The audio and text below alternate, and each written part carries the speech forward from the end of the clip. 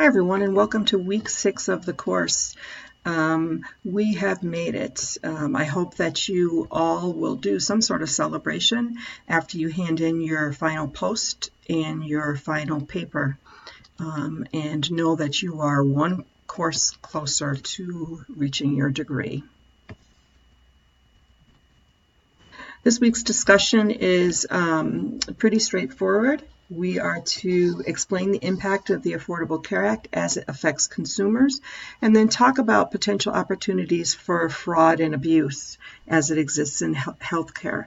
So you don't have to go back in describing the whole Affordable Care Act, just talk about it and how it affects consumers. Our competencies for this week are to explain the impact of the ACA on the consumer, to explore potential opportunities and risks for fraud and abuse, to define quality improvement principles, and to utilize quality improvement to affect the development of healthcare policies.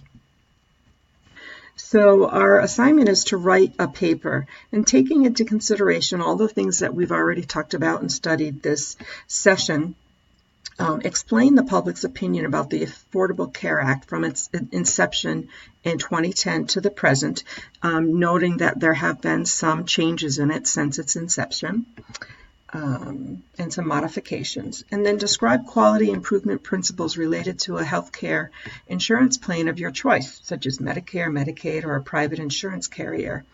And as an advocate and nursing leader, explain how you would communicate and use this QI data to critique and encourage the development of healthcare policies to affect a positive change in healthcare. As always, please email me or contact me if you have any questions about the assignment, and I'll see you in the discussion posts online.